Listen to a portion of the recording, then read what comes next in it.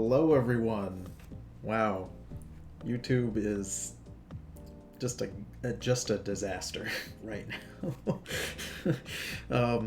If you guys didn't know, this happened a while ago, but so I'm a little late to the party.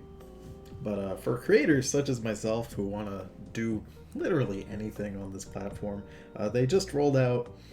I say just, but it's been out for a while now. YouTube Studio.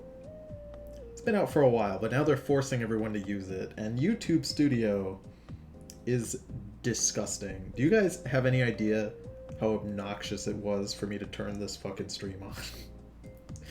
Because when you go onto YouTube now, it's like, hey, look, all the stuff that you assumed we could do, we're just gonna hide it in like the smallest menu imaginable, so that you just have no idea where to look for it. And when you finally find the little live stream button, it's like, hey, we haven't updated live streaming for use with our new fucking garbage studio beta, and we called it a beta even though we're forcing everyone to use it, so it's not even a beta, technically speaking. So you have to use the old version of YouTube, and that just makes me think, why don't I just have that option for everything? Oh, Jesus. All I see is the evil circle and logo. I only hear Tony. Oh no, that's not good. You should relaunch your thing, because you should be seeing text on the screen for the book that we are going to read. Anybody else having that problem? Is that a problem anybody else is having? Nothing out of the ordinary? YouTube just screwing up? Okay, let's dive right in. Let's get back into this. This is chapter 4 of Growing Around Party Panic. Oh wait, before we begin, I'd like to say something I was worried that I wouldn't be able to do this stream, because if you go onto Amazon to buy this book, it's not available anymore. The book is just gone. The page for buying it on Amazon has been removed. I didn't type in to see if maybe it was moved to a different page or whatever, but like if you try to look for Party Panic on Amazon, it was gone, which is weird. So I thought maybe the book wouldn't be available to me, like it was going to be taken out of my Kindle or whatever, but nah, it's still here. Thank God. Thank God. So that's interesting. So I know all you guys were just rearing up to buy this. I'm so sorry for your loss, honestly. Chapter 4. My eyes blinked to life. Sun streamed through the ferns. I sat up and took a moment or two to yawn, and then I remembered. There was work to be done today. It was my responsibility to get my family ready for the day, and it was a big responsibility too. Or no, it was a big one, especially today. I grabbed the vine hanging and swung around the tree. The wind shook the sleepiness from my head, and I landed in the treehouse in the back corner of the room. Are you ready, Charmichael? Time me. He just stared at me. This was clearly not a morning chameleon. Oh well. I'd just run for the fun of it. I broke into a sprint and dove down the slide face first, and ended up with a face full of stuffed animals and pillows. A quick somersault toward the closet, and I was ready to go. Next stop. Outfit. I was really feeling ballerina tutu today. I pulled my denim jacket off of the rack, especially its festival beads. Sorry, I'm gonna take a drink of water. I'm not prepared for this today. It's very hot, and my throat is kind of dry. Oh goodness. Always have water handy, please. Are we finally getting to the plot? Someone says. There's been a plot so far. It's just moving slow. Festival beads poured out. They'd complement my outfit nicely. One green sock and one lucky yellow sock underneath a pair of sneakers, and I was ready to go. However, Charmichael was trying to get back to sleep, that lazy layabout. I reached into my toy chest and pulled out the bow and the arrow with the sucker tip. I focused the arrow towards the bed, gauging the arc of the rocking. The arrow flew and plucked Charmichael in the face, sending into the ceiling before plummeting into my arms. If that didn't wake him up, I don't know what would. Hey everyone, time to get up, I shouted in the hallway. It's almost 8 a.m. Don't make me use the kitchen alarm. I banged down on my drum, jumping on the stairs until the grown-ups started groaning. It was a job well done. I took a ride down the slide and hit the ground running. Waffles plunked down in the toaster. Strudel flew into the microwave, and 4 bowls of sugar explosion cereal found themselves on the living room table, swimming in chocolate milk. It was almost everything that a family needed for a nutritious breakfast, and with ice cream and chocolate syrup in the folded waffles, it was complete. Oh. I apologize if the audio for the music is too loud and or too quiet. I did not check before we started reading, so please let me know if that is good to go. The waffle tacos joined their friends in the living room, along with honey, maple syrup, and caramel sauce. I made my way outside, and just in time, too. A grown-up on a bicycle tossed a small booklet towards the house. It flew through the air and over the fence. I dashed toward it with the feeling of wind surging through my body. I caught it before it landed in the mud, a nice spark of pride to start the day with. Timmy had just found his way to the bottom of the slide as I entered the kitchen. I presented him with his pristine morning comics and, as if right on cue, the stomping sound of 2 grown-ups tromped down the stairs echoed through the house.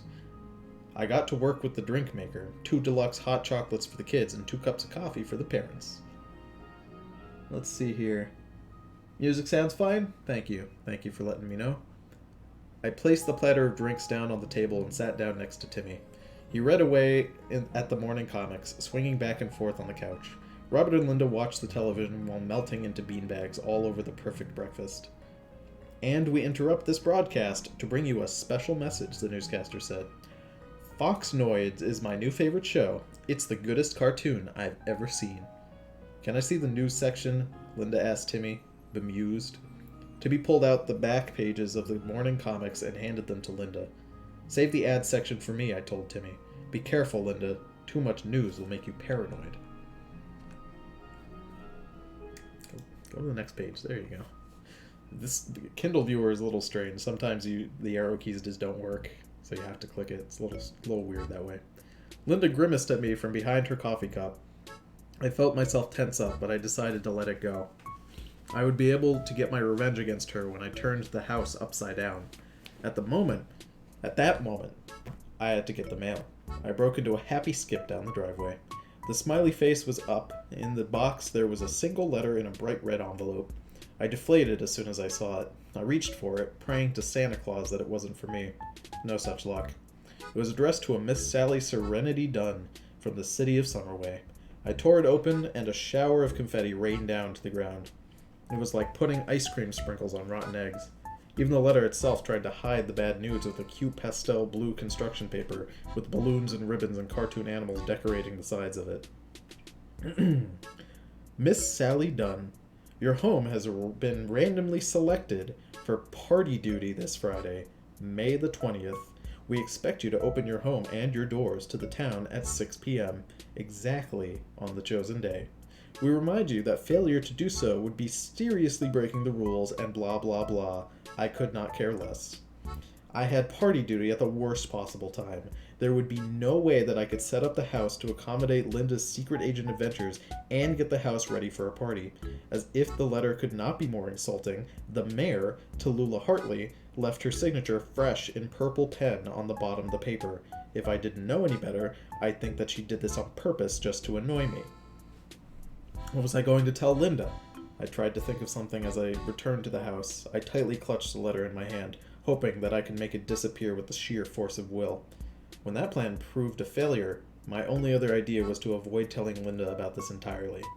Thursday's party duty will be at 97 Starry Street, hosted by Aggie Kletz.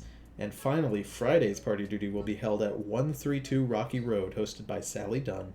With one breath, the newscaster dashed away any and all hopes. Everyone stared at me, as if they were expecting me to defend myself. I tossed the party duty notice and crashed into the ball pit, trying to forget my troubles. I wouldn't worry about this too much. I'm probably not going to do it, I said. Sally, I'm not letting you do that. You'll get into huge trouble, Timmy said. And besides, it's your civic duty. You can't just enjoy other kids' parties and then not host your own.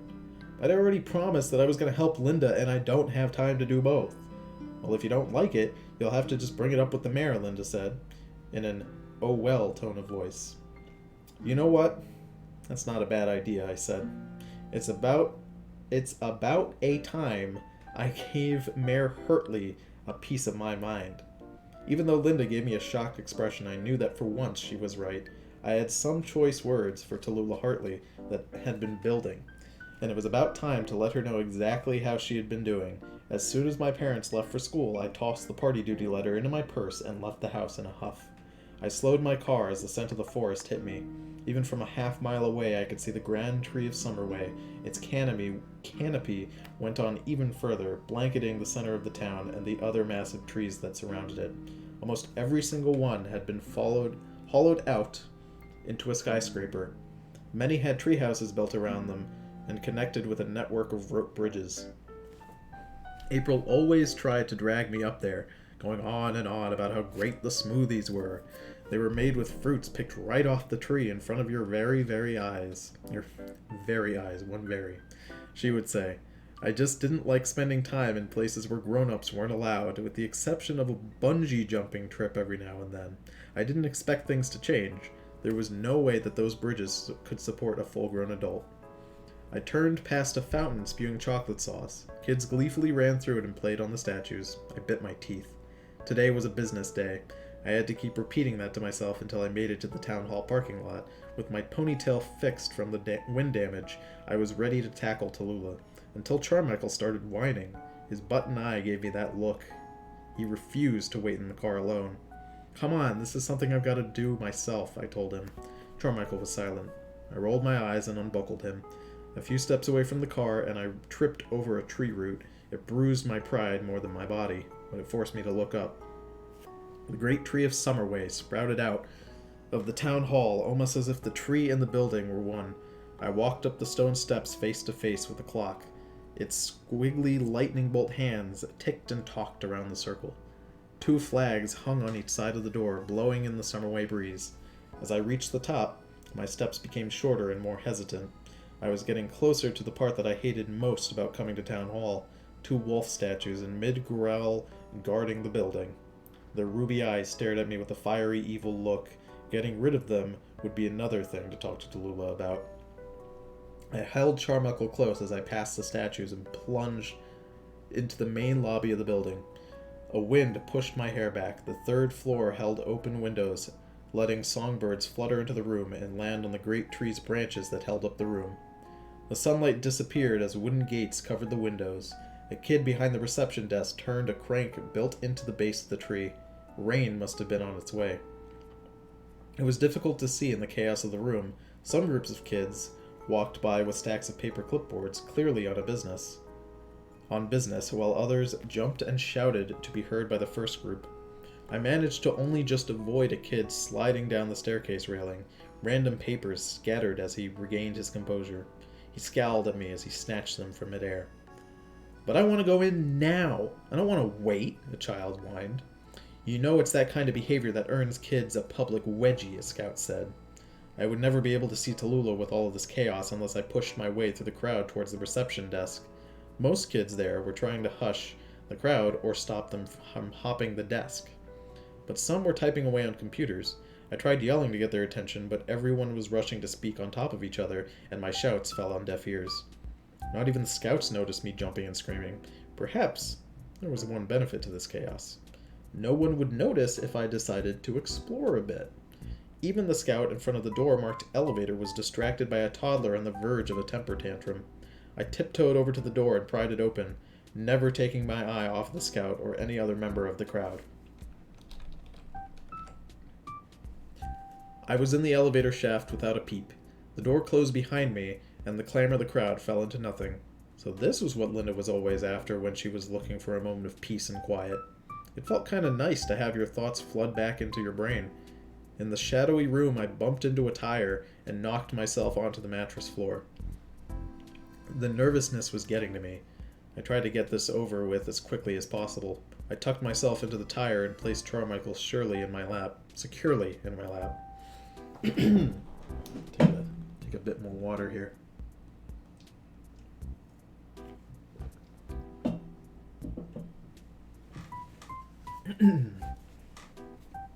I took a deep breath and grabbed the rope with both hands. This part was all about timing. The button to the 3rd floor sat there on the wall. I reached for it and missed. spinning the tire wildly, and of course, I just had to hit the button with my back during this spin. I heard something drop into the basement, and the elevator's swing launched up into the sky. This would have been great if it wasn't spinning like the world's most deranged merry-go-round. I was just about ready to throw up by the time I had made it to the 3rd floor. I swung forward and exited the elevator shaft, happy to have my feet on solid ground. I walked through the maze of halls, and a crash of thunder turned my attention to the walls and stained glass windows. More than just decorations, they told stories of knights and rescued princesses and dragons, of wishing springs, of fairies granting good children wishes. A dim buzzing filled the air in the calm that followed. Fireflies lit up the room, dancing in their jars. They tapped on the glass of their tiny prisons, creating a counterpoint to the wind chimes dangling every now and then. The rain tapping on the window glass completed the symphony. Strings of electric lights ran against the other wall and highlighted the graffiti that covered it. Handprints were pressed against the wall in every color imaginable, and each of them had a name written underneath it. The ones with the freshest paints were dubbed Melissa. Timmy had an Employee of the Week wall like this back at Lemonade Land, but not even he had managed to cover this much wall. The only untouched walls seemed to be those that held photographs of the previous mayors of Summerway. They were prominent, but as far as I was concerned, the little toddler boy with freckles and glasses was just as important as the young girl missing her 2 front teeth. Tallulah Hartley was the mayor of Summerway, and had been so as far back as I could remember. At the end of the gallery, I came to a large set of doors with Mayor's Office written in gold emblems. I pushed the doors open into darkness. Colossal windows stood at the far end of the room, but the now pouring rain consumed the room in total shadow. A silhouette scribbled something in the murkiness. A chill ran down my spine. My knees became weak in the looming shadow. I held Carmichael close to my chest. Maybe this wasn't the best idea. 2 piercing blue eyes glared down out of the darkness, locking my legs in place. I dove my teeth down into my lips and closed my eyes. Even as the door slammed behind me, I could not move. A bolt of lightning crashed outside, revealing Tallulah's scowl. It cast a spell of ice throughout my entire body. I couldn't do much more than stare at her. Any words died in my throat. Miles of golden blonde hair bobbed as she looked up and faced me. "You have an appointment?" she asked, in a voice that sounded like sweet honey laced with bee stingers. It only further poisoned my nerve. No. But Then what are you doing in my office?" Tallulah asked. I could not stop stammering. Tears were forming, but I could just not stop stammering. Must have been things that she couldn't do. "Stop it. Face it," Tallulah said, flicking my nose. "I keep this town." Did I skip a page? Did it just skip a page on me? It did. It skipped 2 pages. That's weird. Alright. Tallulah swung around her desk, never moving from her chair. It was hooked up to a mobile that allowed her to freely move around the room, and she freely moved around the room to get face to face with me, looking down at me, looking through me. You, Tallulah said, mocking. "If you hadn't noticed, I am a very busy child, and I do have a lot of work to do, and that's without interruptions such as these from kids like you who think that they can go wherever they want and do whatever they please." I reached into my purse and pulled out the party duty notice. It was the only thing that crossed my mind. Tallulah's eyes slid down to it, and then they lit up with fires of rage. I took a step back, where I would have if I didn't hit the door. Tallulah's glossy lips broke into a smile, a snake-like grin. I preferred her staring down in anger. "Let me take a wild guess," Tallulah said. She spoke as if she was ready to break into a gleeful giggle. "You want to get out of party duty. Am I right? You have such a busy schedule. So much to do, but the days are too short. It's just a hassle, really." I nodded, sneaking in a smile. Tallulah's vanished. She sank into her chair and stared at me, twirling a purple pen in her hand. The situation got more tense with each spin. I waited for her to speak through another clasp of thunder. "So," she continued, "you want to enjoy other kids' parties, and then selfishly not supply your own. You're a good-for-nothing brat. The color flushed from my face as that word landed on my ears. I felt sick to my stomach. Anger battled against disbelief in my head. This was the mayor, someone elected to the office, and she called me that. How could anyone respect her for using such a filthy word? This is my town, and you follow my rules, she said. Go set up that party, and I'll forget this whole intrusion. Rage seethed throughout my body. I clenched my fists so hard. Carmichael cried out in pain. There was no way that I could hold back anymore. It's not your town. Just because you're its mayor doesn't mean you own it, I shouted. A miraculous argument. Oh, so it's yours then? Tallulah asked, her voice dripping with sarcasm. Maybe not, I said, tongue out. But with an attitude like that, I'm surprised you're still in that chair. Really now? I must be doing a pretty good job since any kid can run against me at any time, she snickered. Everyone's afraid. The winner of an election can do anything to the loser. That's crazy. That's the risk you take, Tallulah said. And that's a risk I took when I ran for mayor. And because I won, Thomas Tinker got to dress up as a dog to be Summerway's special little pet. I'd love to do that to you if you're so inclined. Well, let me stop you before you make the biggest mistake of your childhood, Tallulah said, getting eerily serious. You're just a silly little girl living in a fantasy land, Sally. I am not, I whined. Silly Sally, Tallulah said in a sing-songy way. That does have a nice ring to it, doesn't it? I think that's what I'll call you from now on. Ooh, I know. Let's have that changed to your real name. Wouldn't that be delicious? Tears streamed down my face, but Tallulah would not stop taunting. I struggled to say something, but was too busy fighting my own mind. She couldn't really do that, could she? The mayor had a lot of powers, but there must have been things that she couldn't do. Stop it. Face it, Tallulah said, flicking my nose. I keep this town together. I'm the one who keeps the power going. I stop kids from getting into fights. I keep the people happy and healthy. I keep the traffic running. And if I wanted, I could turn kids like you into crybabies in 5 minutes. The traffic? Is that why we have ponies constantly bumping into cars? The traffic is a mess because of your pony dealership. Tallulah's lips curled into a snarl. She uncapped her pen. All right, I gave you a chance. But you want to play. Well, Sally, I play rough. Tallulah stood up, towering over me. With one hand, she grabbed my shoulder and came at me with her pen in the other. I struggled to escape her grasp, even dropping Carmichael as I slapped and punched. Tallulah trapped me in a headlock as she drew the first marks on my forehead. I pulled and I pushed, but I could not make her let go. Hold still, Tallulah snapped. It'll be easier for both of us. I had to comply to stop her from choking me out. I felt the pen stabbing my forehead for a grueling amount of time. As soon as I came to a stop, Tallulah started whistling a merry tune. Then I finally let go. I rushed to the window. A devastated Sally looked back at me. The words Silly Sally were written on her forehead in sparkly purple ink. Tallulah grinned behind her, the purple pen still twirling in her fingers. Her other hand held a cell phone. The moment that I turned to face her, I drowned in a camera flash. The perfect reaction, Tallulah gloated. This is one for the town archives. Maybe I can even put this on your ID. Kids will find this a delight. I tried to ignore it. All of it.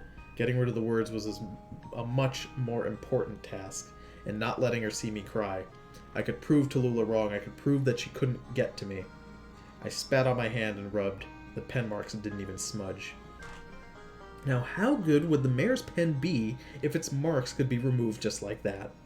Is it going to be like this forever? I asked, my lips quivering. Gosh, I don't know, Tallulah said. She batted her eyelashes and shrugged her shoulders. You can't do this to me. So only you can do whatever you want. Don't think I don't know about your driving habits, Sally Dunn. You break into my office trying to get out of your civic duty without so much as a sorry for disturbing me, and then you come out and insult me. It's cute, really it is, but I don't have time for cute. Each word stabbed at my heart, but nothing in even my worst nightmares could prepare me for what would happen next. Tallulah turned to the ground by her feet, and her eyes locked onto Carmichael. She picked him up, inspecting him. I could not breathe. Pulsing anxiety was the only thing that stopped me from passing out. Tallulah swung around the room again. Now this is an interesting creature. Is he yours? Tallulah asked, as she puppeted Carmichael across her desk. Yes, his name is Carmichael. Now give him back, I desperately cried. I took a small step forward. She turned toward me with a piercing stare, her polished nails tapping over Carmichael's arms. I stepped back. I could not risk anything bad happening to him. You really care about this stupid thing, don't you? Tallulah asked. Unfortunately, I don't think you're quite responsible enough to take care of it. Give him back, I stamped my foot. Oh, I wish I could, Tallulah said, holding Carmichael to her breast. But kids that throw temper tantrums in public clearly aren't ready to have pets. Or stuffed animals, for that matter. Tell you what, though. I'll give it back to you on one condition.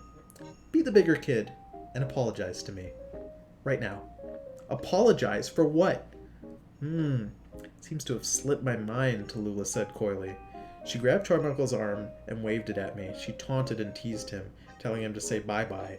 I begged and pleaded for her to stop, falling to my knees. Tallulah ignored my tears and made Carmichael dance across her desk. I decided that I'd do anything just to get her to stop.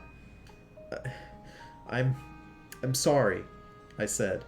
Anything to save poor, innocent Carmichael. For what? Tallulah asked. She spoke with a devilishly innocent tone. I blinked. She sounded like she really had no idea what I was talking about. She returned to humming her happy tune, a song that dug for my tears. I'm sorry for insulting you, I guessed. Tallulah looked like she was about to laugh, but that expression soon gave way to a scowl. I gave the wrong answer, but for the life of me I could not gather what she was after, or for the life of Carmichael. She lifted him up, and that evil Tallulah grin returned. Looks like you'll be staying with me for a good long time. Normally, I'd be keeping you for 1 week, but Sally Dunn is a special kind of kid, Tallulah cooed. I think she needs a whole month to learn some responsibility. You'll make a good souvenir for the day that I turned her into a helpless little crybaby. She opened her desk and threw Carmichael inside. The slamming door echoed throughout the room, followed by a clicking of a key. Carmichael, I cried. I'm gonna get you back. I'll do everything in my power. Don't be afraid. I ran at Tallulah, but she grabbed my ponytail. She pulled. I swung, tapping her and scraping at her. She didn't even flinch. Everything built up and spurt out. Tears fell. I just didn't care anymore. Tallulah let me go and left me to rocking back and forth on my knees. I told you. Not 5 minutes, she said. Her expression was wooden and cold. You'll get him back. 1 month. I told you I'm sorry. I'm so sure. Get out of my office. Now. That was chapter 4 of Growing Around Party Panic. And now let us begin the discussion of this chapter. Okay. Not gonna lie, the first few pages of this chapter were pretty bad. They were pretty abysmal. Again, this book, it's a common problem throughout. Okay. How many chapters are there again? Oh, I don't actually know. There can't be too many because it says that we are 42% through. So there's about another 90 or so pages. But like I was saying, the beginning of this chapter was not particularly pleasant. It has that same sort of problem where it's a lot like My Immortal, the fan fiction, where there's just long periods of like descriptor words and like long descriptions of shit, but like it's written in such a way where you're not really going to understand what's like what you're reading, you know? It'll be like she swung on a tree and landed in a treehouse, but it'll be like that took me a sentence, but it'll be like 4 sentences long and you won't understand like where the treehouse is in relation to anything else in the room. My main complaint in this chapter is the living room scene.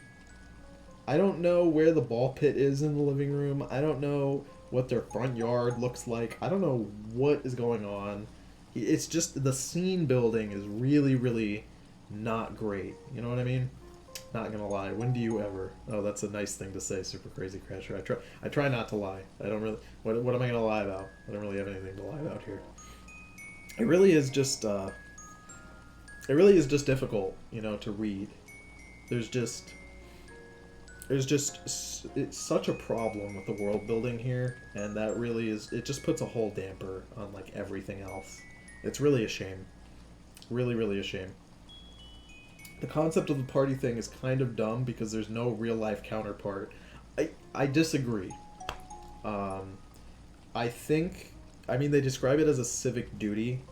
I believe they are trying to equate the party to, at least in the United States, they're trying to equate it to the concept of going to court.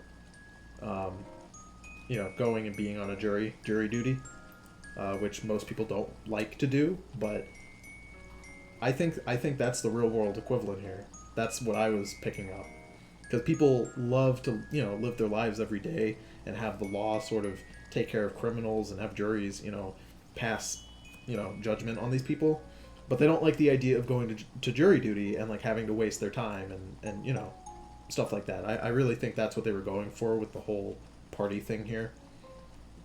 But I will say this chapter definitely got a lot better as it went on. I think as soon as we were done with all of the description words, it was just it's gonna be something just fell. My cat knocked something over in the other room. I really think it's because Sally is really unlikable as a character, and she's in a book that's like really not enjoyable to read. That this chapter was enjoyable for the fact alone that this character Tallulah just talked down at her and just absolutely tore her a new one, and that was enjoyable. That was enjoyable to read for me. We've now gone 3.5 chapters with this like really kind of not enjoyable character, and it's just nice to see another character shit on them, which is cool. That's a good thing. Don't get me wrong, Tallulah is just a mustache twirling villain who's just kind of rude for no reason, but it is nice. Party duty isn't a great comparison to jury duty, though, since having a party is something people generally like, unlike going to court. Well, what I mean is, what they were saying is that she liked to go to parties, but didn't like to have to host her own, and called it a civic duty. And like I was saying, people like to live every day and have the law handle itself, but they don't like to have to be forced to be involved by having to go to jury duty. That's what I think it is, right? But I understand what you're saying. I'm gonna stick to that though. I really do think that's the sort of comparison that he was going for. If Enter got called to jury duty, he'd probably be dismissed for his attitude or lack of intelligence.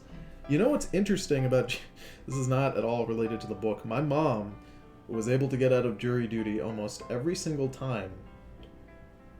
And the reason for that is because she is from the Azores. My mother is an immigrant from the Azores Island, which is a group of islands owned by Portugal. And we lived in an area that was mostly immigrants from Portugal, from the mainland and from the Azores. And because essentially, if you go to jury duty and you have any sort of connection to the person who could potentially be up there, they won't let you do it.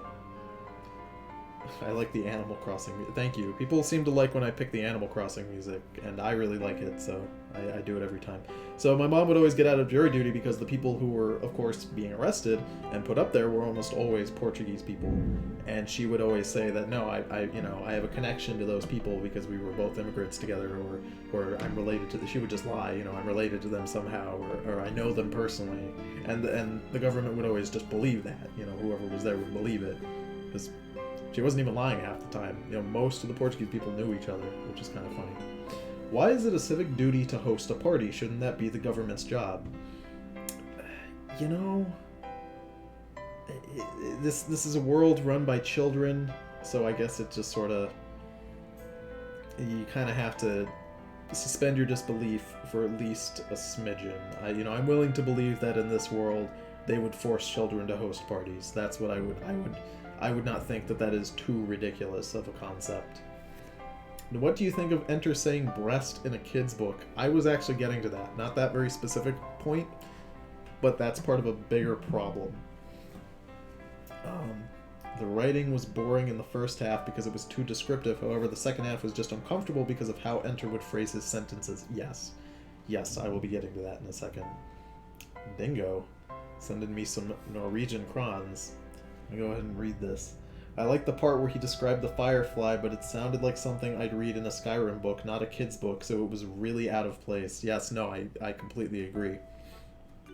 That's my other problem with this chapter. I like the part where he described the firefly, but it sounds like something much I'd like read the in a use of Skyrim the book, word not a kid's breast, book, so it was real which out is of place. weird because I don't want to think about like an 8-year-old's breast when she's holding a toy to. It's weird, right? The target demographic that this book is aimed towards is, to my understanding, children. This is not a young adult novel. This is not an adult novel. It is, to my understanding, that this is for children. You know, younger children, maybe around the age of, 12 and below. So before they even become teenagers. Maybe even, somewhere around the 8-year-old mark, right?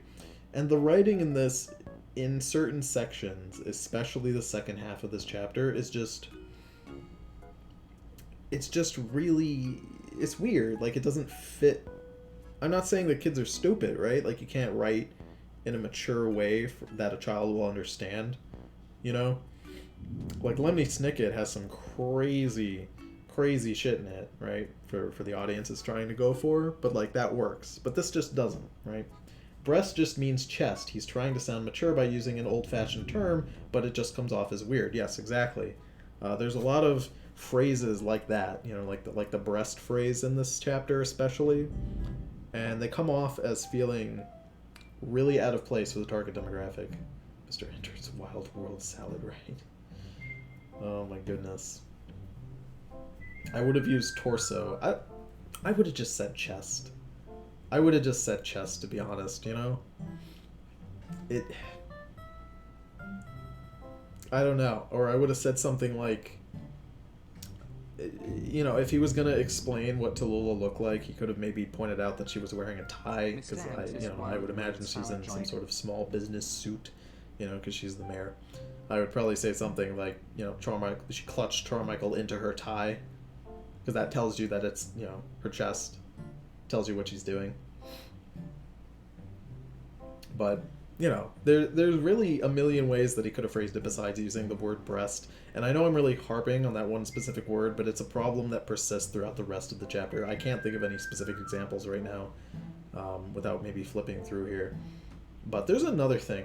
A lightning strike appeared behind Tallulah, would work in a storyboard, but it jumps the shark in book form.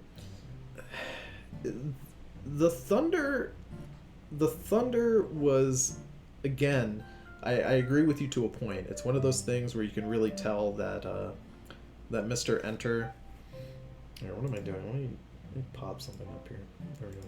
One of my background graphics. So, again, this is an example of Mr. Enter really being focused on, like, visual medium, right? He's a guy who really leans towards, animations and movies and shit like that. Like, he's not really familiar with writing like this, right? And it's funny. I'm sorry. I'm so distracted. You guys can probably hear it. It's actually pouring rain right now. Like, what we just read is literally happening right now outside. So I keep hearing thunder, and that's really distracting. Again, there's a lot of things that definitely work here in a storyboard setting, but not so much in a book. I think that the thunder was used okay. I don't think that was a bad section of the chapter. He said something like she would talk in between thunder, which kind of sets the mood of the chapter. I thought that was successful, right? Yeah, it's fucking loud, dude. The power is flickering. My lights are flickering, so I might not actually get to do my follow-up stream. This stream might end early, like if the power goes out, and I'm really sorry. But it's fucked outside, dude. Let's see here. How much does it cost to sell a book on Amazon? Did Enter even make a profit? No, he said that the book made little to no money. You know, I don't think the book made little to no money because you can't make money selling books on Amazon, because you certainly can. You know, not like a fortune, but you definitely can make money from what I've read and heard. It's because nobody bought this book because it wasn't good. Okay? But you can't. Nobody. He's not going to make money because this book is not fantastic. I mean, we're only 4 chapters in. We're up to chapter 5, and already I'm a little disappointed. You know, there's some occasionally a neat idea here and there, but it's really not good so far. Just tell the rain to go away. Tony is secretly Noob Master 69, and Thor has found him, and he's angry. Oh, that was a good endgame reference, my dude. Oh goodness.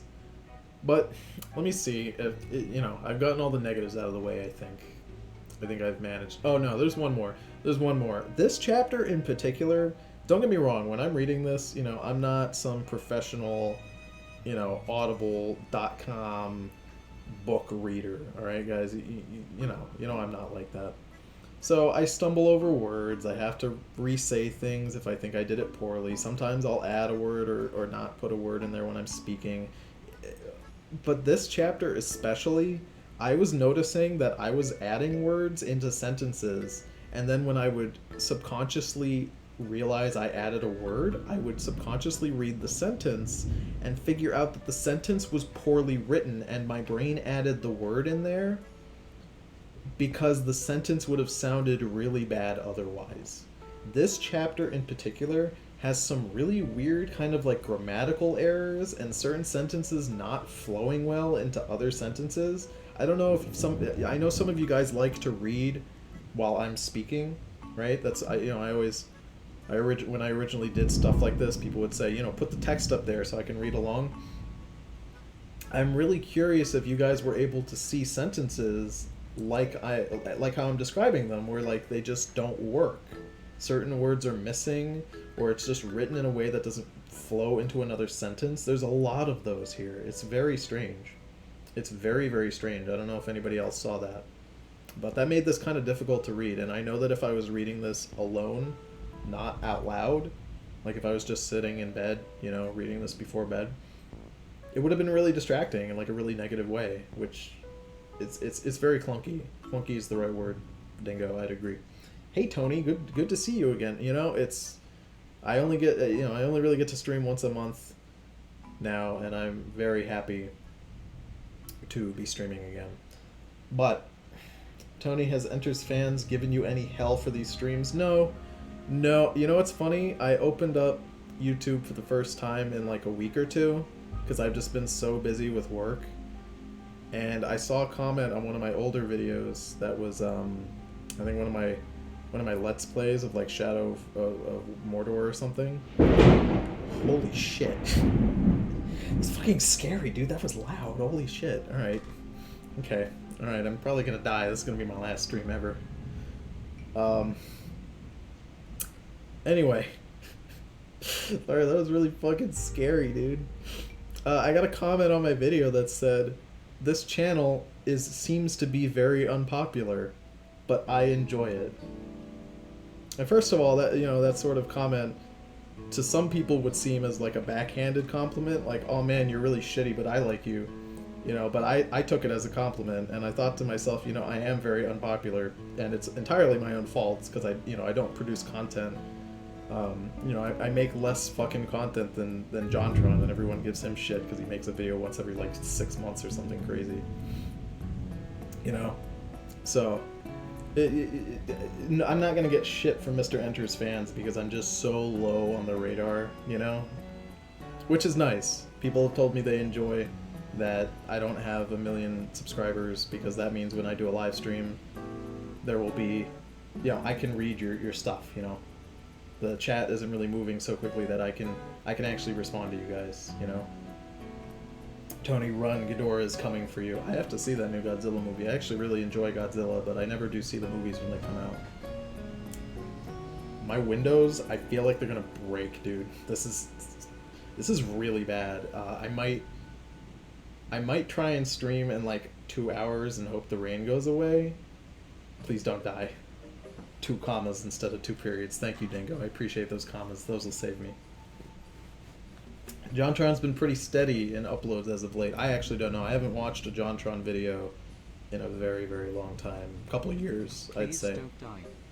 I kind of just stopped watching a lot of YouTubers I watched when I was a little younger. I guess I kind of grew out of them, or I don't know. You know, I'm not like Blair White, where Blair White had a live stream the other day and there was 50,000 people in the stream and the chat was moving so goddamn quick that there was just like you couldn't even read it if you wanted to. It was impossible. There was literally like 1,000 comments every second, which is crazy. Stream later so I can shower first. I like this chat because it feels like a community and not a full-on fan base. No, people have said they like that I'm smaller because there's a more of a community feel, which I enjoy. Sorry, I've been rambling for a while now. So let me try to find. Actually, I already found the positive. Weird. Normally I say the negatives and then the positive, but I did the opposite. Where I talked about how I actually enjoyed Tallulah's character, at least because she shit on the main character, who I don't really enjoy. So now I'll open it up to you guys. Please tell me if you can. Let's talk about we'll talk about the negatives. That way, we'll talk about the negatives first, and then you guys can talk about the positives. So please tell me what you guys think the main problems here are. Are you enjoying it? You know, what's going on? Tell me what you think while the thunder ominously destroys my house in the background. Tony, when are you gonna stream a meet and fuck game? Oh my god. You know, if I was on like a platform that allowed pornographic streaming, I probably already would have done that by now. I probably already would have done it. The mean girl's name is Tallulah. That sounds like a Wonka candy. You know, Tallulah kind of sounds like a candy, yeah. Fun fact, Wonka as a name, like Wonka candy, like the brand Wonka isn't like on the candy anymore. I read that somewhere. I don't know if it's true, but it's crazy. Is that real thunder? Yeah, dude. It's raining outside. That's real. That's not like a thing in the background. Well, it's ambient noise here. It's not something I put on. I promise. More entertaining than the previous chapters, at least. I'd agree with that. Hi, so the pet play part was really weird. Like, most kids like playing pretend as animals, so why would it be a punishment? Yeah, that was kind of weird. That was kind of weird. That was loud. It just keeps getting louder. I'd like to, you know, maybe it was supposed to be a negative because, like, kids don't really know how to interact with animals, so he got pet too hard. I don't know, dude. It was kind of weird. When you look at it with, like, an adult's mind, it's kind of like a sexual thing. But I feel like if I was a kid, I'd read that and be like, oh man, what a rude punishment, you know? So I guess for the target audience, it's not that weird. Holy shit, the lights keep flickering. It's bad. The negatives, well, it's paced slowly as heck. Yes, it's very slow. There's not really a lot going on. Tallulah is like way too much of a bully for it to be satisfying. That's what I was saying, where she's just too much of a mustache twirler to really be a character. She's more of an archetype, like a parody of a villain. But she was just so over the top that I kind of enjoyed her. She's on the same level for me as like the Emperor from the prequels, the Star Wars prequels, where he's just so ridiculous, where you just can't not enjoy him because he's just so insane. I'd like to see how a child takes care of their comatose grandparents in this world. Oh my god. There's a patch of storms coming my way. I hope you don't die like I'm going to. These characters do not act at all like people, let alone children. No, they don't. They don't. They don't. It's really weird. For real, don't die, bro. I'll try to stay alive, Dingo, I promise. Either boring or uncomfortable writing, Tallulah is supposed to be the bad guy, but we don't really care. Nothing much really happens until the end. Yeah, the plot is moving really slowly. Also, I'm gonna say this. The plot actually started to move because she got the thing that told her to do her civic duty, and then the plot took a fucking halt so that she could go and try to get out of it, but then that didn't really do anything. So if Tallulah doesn't come back in the story, she is essentially a Chekhov's gun, where she is placed in the scene as if she's going to do something and affects the plot, but then she doesn't, right? So if Tallulah does not come back at all, it will render this entire chapter essentially pointless, and we will have wasted 30 minutes or however long it took me to read this, which frustrates me. I hope that doesn't end up happening. So, like, if anyone can run for mayor at any time, then why aren't there mayoral elections like 24/7? Like, is Tallulah killing off competitors? I think the implication is that she's just so rude that no kid is gonna bother like messing with her. That's kind of what Sally said. But there were so many kids there to see the mayor that maybe they were there to run against her. It doesn't make sense because their kids are not like adults, right? Like if there is a person in power and they are just so fucking scary. You know, let's compare this world to North Korea, right? Nobody is going to run against Kim Jong-un, right, if there were elections. Because he's Kim Jong-un, and he's in charge already, and he's gonna fucking destroy you if you try to run against him, right? And I think that's the implication with Tallulah. Except these are not adults, these are children. And if a child is given the position to be put in power, they will almost always take it, because children like to be in charge, even though they don't really understand the responsibility or concept of being in charge. So you are correct, there should be things happening all the time. I'll dress you up like a dog, you fool, I'm a furry. Are there furries in this world? Are there furries drawing like furry porn art on kid Patreon in this world? I hope so. When you like the antagonist more than the protagonist, you have failed at your story. That's true. That's true. Though there are times where you can like the protagonist and the antagonist equally, but maybe sort of pick the antagonist because you like them. It's a hard way to balance. Also, is this the first time we've been told Charmichael is a chameleon? No, we've been told that a few times. That's not new information. I remember that being told to us before. Have all the essential characters even been introduced yet? We're 4 chapters in, and I don't think we've been introduced to all of them. Which is kind of bad, because we've been introduced to quite a few characters at this point. Ooh, the Emperor is shooting force lightning at us. Also, Charmichael was mentioned to be a chameleon. Yeah, he was. Let's see here. 'Tis a good day, Tony's streaming. Oh, I'm glad you're having a good time. Is it safe to say the society is somewhat communist? It really sounds like it is in a way, but also isn't, because there is, like... You know, they don't seem to share everything. There is currency, and people don't have to share certain things, I guess? I don't know. Charmichael is a living animal? She's throwing a live... No. Charmichael is imaginary. He's a stuffed animal. He's not real. He's a plush chameleon. Alright. This is the part where I want you guys to struggle, because I know that this is getting harder and harder. What do you guys think worked? Give me a positive about this chapter. You know, I like to end these streams at least on somewhat of a positive note with your guys' commentary. So what do you think? You know, I did point out that I enjoyed Tallulah. You can maybe get in like one more negative if you want, but we're gonna swap over to positives here. How did they domesticate wolves? Chocolate, I guess. Effort, I guess. What do you mean? You think will to finish it, I guess? Oh, I see.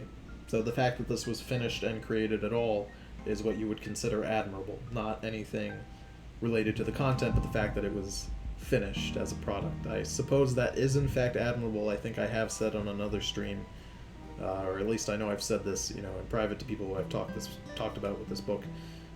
It is at least something that he has done and created, right? That's something. That's something.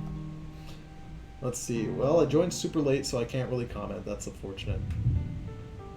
The names sounded cool. Yeah, I mean, Tallulah is a good name for, like, an evil mayor character. I liked how the news are in the back part of the comics. It's a cute twist. That's something. That's something. The best part about this chapter is this stream. Look at you just trying to warm my heart in this icy cold rainstorm. Tallulah was enjoyable. Sally had a reason to do something, and it's getting shorter by the chapter. That's true, this chapter was fairly short. I think it was actually a little longer than the last chapter? Maybe? Was the last chapter that one that was, like, really long? Maybe. This chapter was short, though, which was enjoyable. I think this book succeeds more when the chapters are shorter, which is good. The story gives Enter something to live for. I guess that's a good thing. I suppose. At least, Enter isn't writing Sally getting everything she wants. She has to struggle. That is true. The main character is struggling, so that does mean she is not entirely a Mary Sue. We can say that. She is struggling. Though I guess that is part of a Mary Sue. Mary Sues will generally have one villain who hates them, just for no real reason. So I guess this might actually elevate her to Super Mary Sue territory if we cannot get another few characters who dislike her and she does not struggle some more. I mean, honestly, it's the same negative over and over, but in the end, Enter keeps going no matter what. That's true. You're breathtaking. Jesus Christ. Get out of here. You know, another tangent. If you guys didn't know, there was a event at E3 where Keanu Reeves was talking. He was giving a presentation on a video game, and someone in the audience shouted out, "You're breathtaking," to which Keanu responded, "You're breathtaking.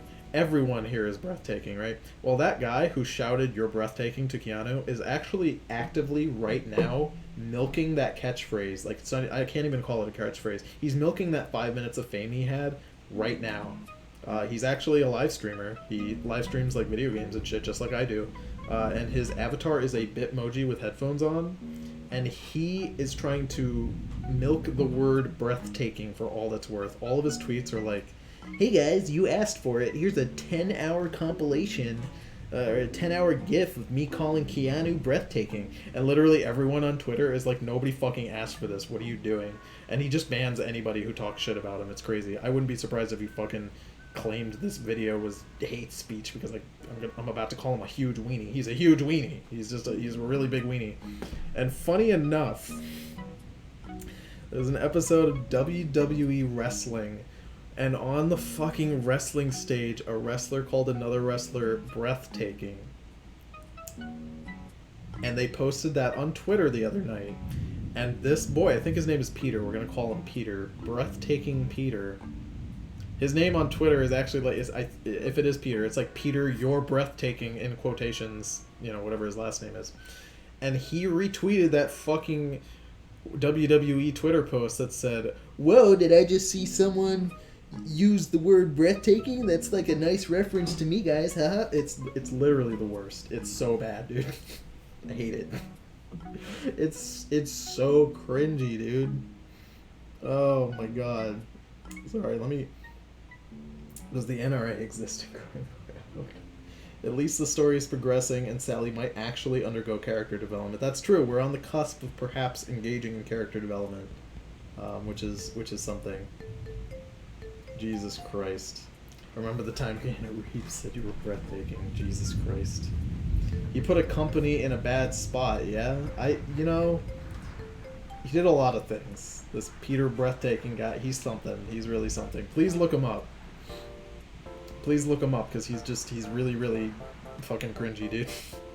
There's a subreddit called Cringetopia, which is some weeks a really good subreddit and some weeks a really shitty subreddit. It's one of those. But he's posted on there fairly often, like whenever he does anything, and it's really funny to watch. How does Child Protective Services work in this world? I think because children are in charge and these adults are basically kept as slaves and are kept subservient and don't really rise up, there's not really a need for Child Protective Services, so I guess that's kind of cool. Adult Protective Services, you mean Adult Protective Services? I guess there would be Adult Protective Services from kids who are making their adults do boring chores or some shit too often. But I think that'll be it. You know, the stream has gone for about an hour now. I hope that you guys had a good time. I appreciate this discussion that we have after every single chapter. It's a very good time. This storm is really crazy, so I'm probably going to take a break. I'm going to hope that the rain dies down, and I will be back to do a stream maybe in 2 hours. So that is about 10 p.m. Eastern Standard Time right now. Stream right now. No, we're gonna wait a little bit, and then I will come back. I also have not eaten, so I need to eat some food. I hope you guys have a good rest of your night. I will see you guys in 2 hours, where I will hopefully stream some gameplay, some Shadows of War, Middle Earth Shadows of War. I hope you guys have a good rest of your night. I'll see you on the next stream.